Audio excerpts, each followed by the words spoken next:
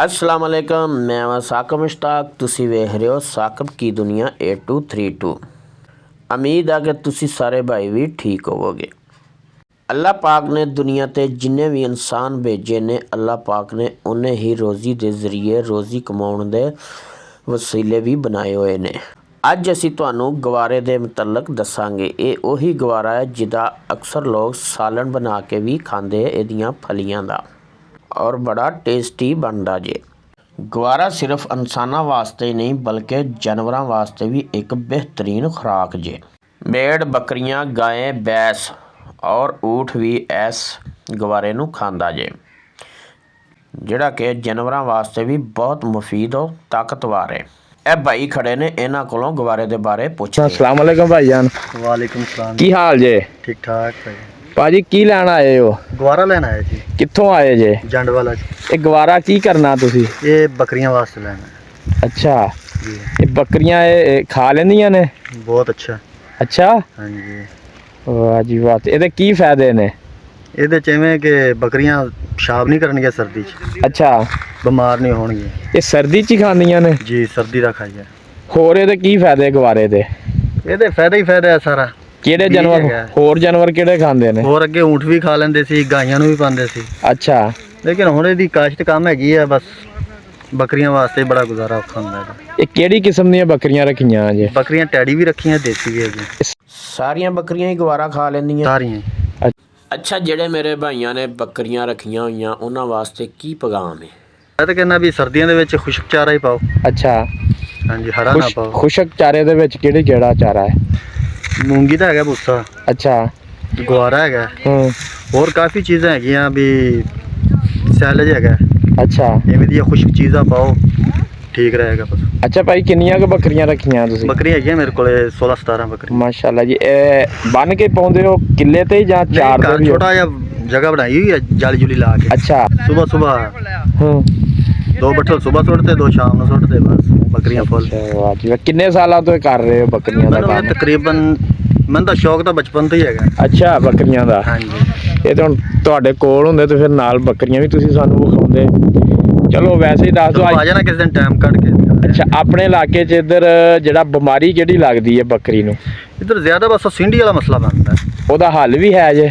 ਉਹਦਾ ਜੇ ਪਹਿਲੇ ਵੈਕਸੀਨ ਕਰਾ ਲਓ ਬਿਹਤਰ ਹੈ।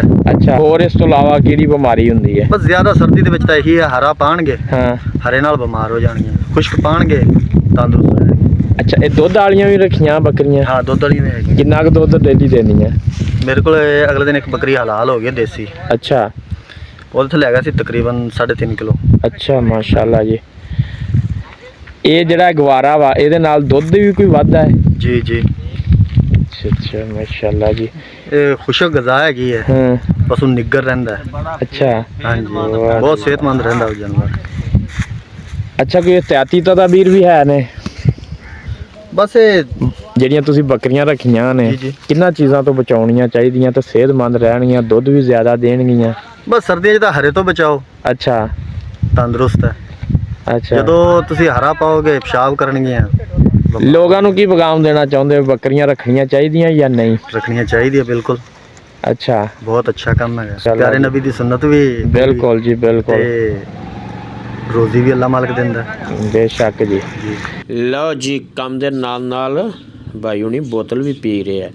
ਇਹ ਜਿਹੜੇ ਪਿੰਡਾਂ ਦੇ ਲੋਕ ਹੁੰਦੇ ਜਾਂ ਕਿਸਾਨ ਭਾਈ ਹੁੰਦੇ ਨੇ, ਬੜੇ ਮਿਹਨਤੀ ਲੋਕ ਹੁੰਦੇ ਜੇ। अस्सलाम वालेकुम जी। बाबा जी बड़े ਉੱਚੇ ਬੈਠੇ ਹੋ ਜੀ। ਗਵਾਰਾ ਲੱਦ ਰਹੇ ਹੋ? ਹਾਂਜੀ। ਇਹ ਕੀ ਫਾਇਦੇ ਨੇ ਗਵਾਰੇ ਦੇ? ਗਵਾਰੇ ਦੇ ਜੀ ਬਹੁਤ ਫਾਇਦੇ ਹੋ ਰਹੇ ਨੇ। ਦੱਸੋ ਨਾ ਕੋਈ ਫਾਇਦੇ ਸਾਨੂੰ। ਗਵਾਰਾ ਕੁਤਰਾ ਕਰਕੇ, ਅੱਛਾ, ਬੱਕਰੀਆਂ ਮੱਝਾਂ ਨੂੰ ਵੀ ਪਾਓ, ਜਿਹੜਾ ਨਾ ਇਹ ਸਾਰੇ ਜਾਨਵਰਾਂ ਵਾਸਤੇ ਫਾਇਦੇਮੰਦ ਹੈ? ਸਾਰੇ ਫਾਇਦੇਮੰਦ ਅਸਲ ਹੈ ਜੀ। ਤੇ ਇਹ ਜਿਹੜੀ ਬੋਤਲ ਪੀ ਰਹੇ ਹੋ ਤੁਹਾਡੇ ਲਈ ਫਾਇਦਾਮੰਦ ਹੈ? ਇਹ ਨੁਕਸਾਨ ਵੀ ਦਿੰਦੀ ਹੈ ਤੇ ਫਾਇਦਾ ਵੀ ਹੈ। ਫਾਇਦਾ ਕੀ ਹੈ ਇਹਦਾ? ਫਾਇਦਾ ਇਹ ਹੈ ਵੀ ਜ਼ਿਆਦਾ ਜਾਨ ਦੇ ਜੇਬ ਚਸਕਾ ਹੈਗਾ, ਤੇ ਬਾਕੀ ਨੁਕਸਾਨ ਵੀ। ਬੋਤਲ ਅਸਰਾ ਹੀ ਪੀਤੀ ਜਾਂਦੇ ਜੀ। ਆਪਾਂ ਇਹਦਾ ਖਿਆਲੇ ਕੋ ਲੈ। ਹੋਰ ਭਾਈ, ਤੁਸੀਂ ਕੀ ਕਹਿਣਾ ਚਾਹੁੰਦੇ ਹੋ ਗਵਾਰੇ ਦੇ ਬਾਰੇ? ਅਲਹਮਦੁਲਿਲਾ ਜੀ, ਇਹ ਕਹਿਣਾ ਚਾਹਨੇ ਜੀ, ਕਦੇ ਤੁਹਾਡੇ ਕੋਲ ਗਾਈ ਹੈ ਕੋਈ ਲਿਆਰੀ? ਹਾਂਜੀ। ਇੱਕ ਮਣ ਦੜਾ ਕਰਾ ਲਓ ਇਸ ਗਵਾਰੇ ਦਾ, ਅੱਛਾ, 20 ਸਿਰ ਕਣਕ ਪਾ ਤੇ ਹਾਂ ਹਾਂ, ਉਹਨੂੰ ਰਿੰਨ ਕੇ ਕਦੇ ਪਾ ਤੇ 8 ਦਿਨ ਹੋ ਜਾਣ ਪਈ ਨੂੰ, ਉਸ ਦੱਸੇ ਦੁੱਧ ਦਾ ਰਿਜ਼ਲਟ ਕੀ ਆਉਂਦਾ ਜੀ। ਵਾਹ ਜੀ ਵਾਹ, ਮਾਸ਼ਾਅੱਲਾ। ਦੁੱਧ ਜ਼ਿਆਦਾ ਹੋ ਜਾਏਗਾ? ਜ਼ਿਆਦਾ ਹੋ ਗਿਆ। ਕਿੰਨਾ ਕੁ ਜ਼ਿਆਦਾ ਹੋ ਜਾਏਗਾ? ਮਸਲਨ ਇੱਕ 4 2 ਕਿਲੋ? ਕਿਲੋ 4 ਕਿਲੋ ਵਧੇਗੀ ਦੁੱਧ ਇਨਸ਼ਾਅੱਲਾ। ਅੱਧੋ ਅੱਧਾ ਫਰਕ ਅੱਧੋ ਅੱਧਾ ਫਰਕ ਜੀ। ਵਪਾਰੀ ਪਾਉਂਦੇ ਨੇ ਹਾਂ। ਕਿਨਾਂ ਨੇ ਦੁੱਧ ਦੇਣਾ ਹੁੰਦਾ ਜੀ, ਅਗਾ ਪੂਰਾ ਕਰਤੇ ਜੀ। ਆ 10 ਕਿਲੋ ਦਿੱਤੀ ਜਾਂਦੀ, 11 ਕਿਲੋ ਗਾਈ ਦਿੱਤੀ ਜਾਂਦੀ। ਅੱਛਾ ਹਾਂਜੀ, ਇਹ ਉਹ ਬੰਦੇ ਇਸਤੇਮਾਲ ਕਰਦੇ ਨੇ। ਬਾਈ ਫਿਰ ਆਪਾਂ ਐਵੇਂ ਹੀ ਵੇਚਿਆ, ਦੁੱਧ ਹੀ ਡਬਲ ਕਰਵਾ ਲੈਂਦੇ। ਹਕੀਕਤ ਹੈ, ਕਦੇ ਤੁਸੀਂ ਪਾ ਦੇ ਰਿਜ਼ਲਟ ਲਿਆ ਜਾਂਦਾ ਜੀ। ਵਾਹ ਜੀ ਵਾਹ। ਹਾਂਜੀ, ਇਹ ਸਿਰਫ ਆ ਜਿਹੜੀਆਂ ਫਲੀਆਂ ਜਾਂ ਟੋਟਲ ਹੀ? ਨਹੀਂ ਜੀ ਨਹੀਂ, ਬੀ ਕੱਢਦੇ। ਅੱਛਾ ਬੀ ਕਿਹੜਾ ਨੂੰ ਦਲਾਣਾ ਜੀ, ਕਿਵੇਂ ਆਪਾਂ ਕਣਕ ਦਲਾਈ ਦੀ, ਅੱਛਾ ਉਹ ਰਿੰਨ ਕੇ ਉਹਨੂੰ ਪਾਣਾ ਜੀ। ਠੀਕ ਹੋ ਗਿਆ ਭਾਈ। ਜੀ ਇਹ ਤੁਸੀਂ ਖੁਦ ਵੀ ਰੱਖਿਆ ਜਾਨਵਰ ਰੱਖੇ ਨੇ ਜਾਨਵਰ ਕੋਈ? ਗਾਈਆਂ ਰੱਖੀਆਂ ਨੇ ਜੀ। ਅੱਛਾ ਠੀਕ ਹੋ ਗਿਆ। ਤੇ ਅਸੀਂ ਰਕਸ਼ਾ ਮਾੜੇ ਬੰਦੇ ਹਾਂ, ਰਕਸ਼ਾ ਵੀ ਆਪਣਾ ਹੀ ਅਲਹਮਦੁਲਿਲਾ। ਤੇ ਅੱਛਾ, ਅਸੀਂ ਤੇ ਇਸਤੇਮਾਲ ਕਰ ਨਹੀਂ ਸਕਦੇ। ਗਵਾਰਾ 17-18 ਨੂੰ ਮਾਣੇ ਇਹਦਾ ਬੀਜਾ। ਸਹੀ, ਉਹਨਾਂ ਫਾਇਦਾ ਵੀ ਤੇ ਫਿਰ ਹੋ ਜਾਣਾ ਨਾ। ਹਾਂਜੀ, ਫਾਇਦਾ ਹੁੰਦਾ ਜੀ। ਮਾੜਾ ਬੰਦਾ ਕਿੱਥੇ ਜੀ, ਡੋਡਰੰਗਾ ਚੌਧਰੀ ਬੰਦਾ ਕਰ ਸਕਦਾ ਸ਼ੌਕ, ਅਸੀਂ ਨਹੀਂ ਕਰ ਸਕਦੇ ਜੀ। ਚੌਧਰੀ ਤਾਂ ਉਹ ਹੀ ਆ ਜਿਹੜੇ ਲੈ ਕੇ ਚੱਲੇ ਨੇ। ਚੌਧਰੀ ਹਾਂਜੀ ਉਹੀ ਜੀ, ਬਿਲਕੁਲ। ਆ ਬਾਬਾ ਜੀ ਦਾ ਵੀ ਭਾਈ ਹੈ? ਅੱਜ ਕੀ ਮੱਕੀ ਨਹੀਂ ਬੀਜੀ? ਤੁਸੀਂ ਵੀ ਰੱਖੇ ਆ ਜਾਨਵਰ ਬਾਬਾ ਜੀ? ਮੱਕੀ ਸ਼ੱਕੀ ਅੱਛਾ ਅੱਛਾ, ਤੁਸੀਂ ਨਾਲ ਇਹਨਾਂ ਦੇ ਆਏ ਹੋ? ਹਾਂਜੀ, ਮਿਹਨਤ ਇਹ ਜੀ ਮਜ਼ਦੂਰੀ ਆ ਜੀ ਇਹਨਾਂ ਦਾ ਉਸਤਾਦ ਜੀ ਵੰਗਾਰਾ ਆਇਆ ਜੀ, ਅੱਛਾ ਅੱਛਾ ਯਾਨੀ ਕਿ ਨਾਲ ਰਿਸ਼ਤੇਦਾਰ ਹੈ ਜੀ। ਹਾਂਜੀ ਹਾਂਜੀ, ਹਾਂਜੀ, ਉਹ ਬਾਈ ਹੋਰਾਂ ਦਾ। ਚਲੋ ਜੀ ਮੈਂ ਮਾਸ਼ਾਅੱਲਾ। ਕਹਿ ਰਹੀ ਤੇ ਮੈਨੂੰ ਇਹ ਤੇਲ ਲਾਈ ਖੜੇ ਨਾਲ ਲਦਾਈ ਜਾਂਦੇ ਨੇ, ਆਂਦੇ ਨੇ ਚੱਲ ਲੱਦ। ਤੇ ਬੋਤਲ ਵੀ ਤੇ ਪਿਆਈ ਹੈ ਨਾ ਉਹਨਾਂ ਨੇ ਤੁਹਾਨੂੰ? ਹੈ ਬੋਤਲ ਵੀ ਜ਼ੁਲਮ ਕੀਤਾ ਨੇ।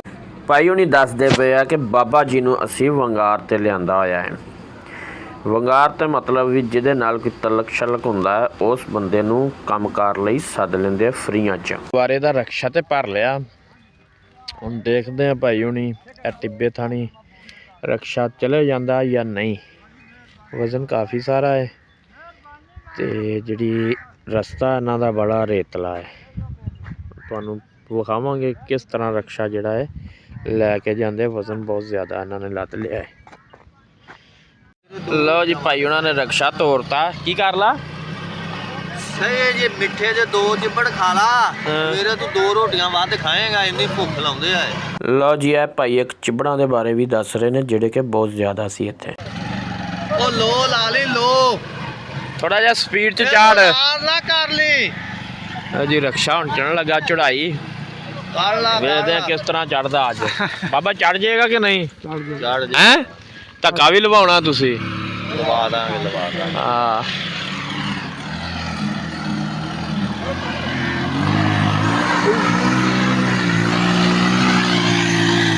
ਲਓ ਜੀ ਮਾਸ਼ਾਅੱਲਾ ਜੀ ਰਕਸ਼ਾ ਚੜ ਗਿਆ।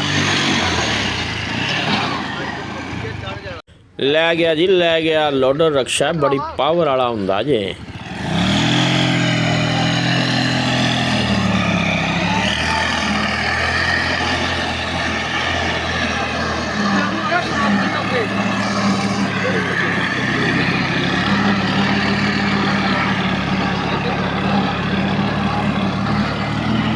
ਮਾਸ਼ਾਅੱਲਾ ਜੀ ਰਸਤਾ ਬੜਾ ख़राब ਸੀ, ਸਾਰਾ ਟਿੱਬਾ ਹੀ ਸੀ।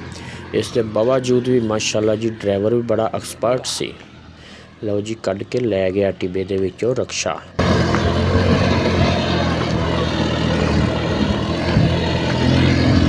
ਲਓ ਜੀ ਤੁਸੀਂ ਰਕਸ਼ਾ ਵੇਖਿਆ ਕਿਸ ਤਰ੍ਹਾਂ ਉਹਨਾਂ ਨੇ ਲੋਡ ਕੀਤਾ ਔਰ ਕਿਸ ਤਰ੍ਹਾਂ ਟਿੱਬੇ ਦੇ ਵਿੱਚੋਂ ਲੈ ਕੇ ਜਾ ਰਹੇ ਨੇ। ਨਾਲੇ ਤੁਹਾਨੂੰ ਪਿੰਡ ਦਾ ਮਾਹੌਲ ਦਿਖਾਇਆ।